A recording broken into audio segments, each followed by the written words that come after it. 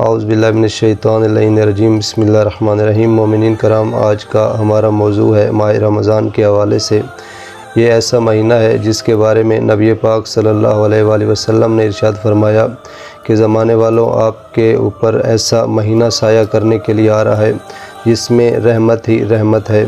یعنی خطبہ شعبانیہ میں آپ نے فرمایا کہ یہ ایسا مہینہ ہے جس کی برکت سے آپ کے گناہ معاف کیے جاتے ہیں، اور اس کی راتیں جو ہیں وہ باقی دنوں کی، باقی مہینوں کی راتوں سے افضل ہیں، یا اس کے جو دن ہیں وہ باقی دنوں سے افضل ہیں۔ تو اس کے لیے ضروری ہے کہ ماہ رمضان کے روزے رکھنے کے لیے ہمیں کوشش کرنی چاہیے تاکہ اس کو ہم اس سعادت کو حاصل کر سکیں اور ماہ رمضان کا فائدہ اٹھا سکیں۔ تو اس میں ہم جو فقہی احکام ہیں ان کا سلسلہ شروع کر رہے ہیں۔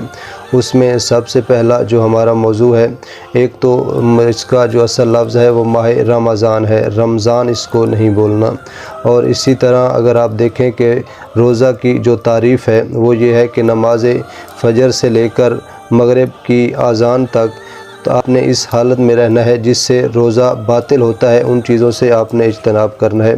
اس میں اگر آپ دیکھیں کہ مبطلات روزہ جو ہیں، یعنی سب سے پہلی چیز اس میں جو ہے وہ کھانا پینا ہے، یعنی آپ نے اس دوران کوئی چیز کھانی پینی نہیں ہے۔ اس کے بعد جو چیز ہے وہ غبار کا حلق تک چلے جانا، یعنی کوئی ایسی چیز آپ کے حلق تک چلی جاتی ہے، یعنی غبار کی صورت میں یا دھوڑ مٹی جو ہوتی ہے اس سے بھی آپ کا روزہ باطل ہو جاتا ہے۔ ہاں، آپ نے کوشش کرنی ہے کہ اس سے بچنا ہے، اجتناب کرنا ہے۔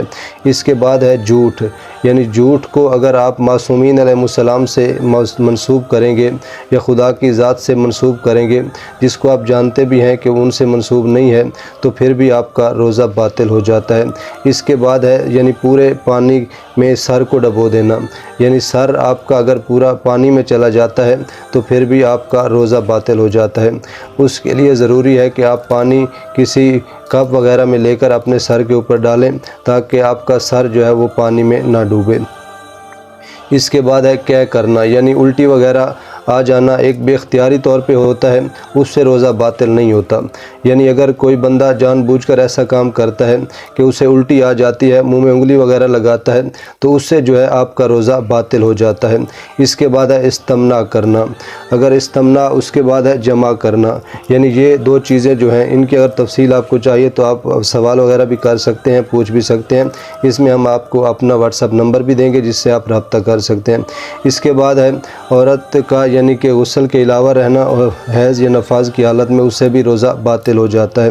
اس کے بعد جنابت کی حالت میں رہنا، یعنی کوئی بندہ اگر نماز فجر تک رات کو اس کے اوپر غسل واجب ہوا ہے اور نماز فجر تک جنابت کی حالت میں رہتا ہے تو اس کا روزہ باطل ہو جاتا ہے۔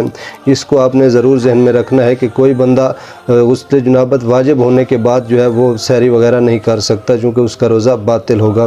اس کے بعد ہے حق نہ کرنا، یعنی یہ چیزیں ہیں جن سے روزہ باطل ہو جاتا ہے، تو ان چیزوں سے آپ کو اجتناب کرنا چاہیے۔ والسلام۔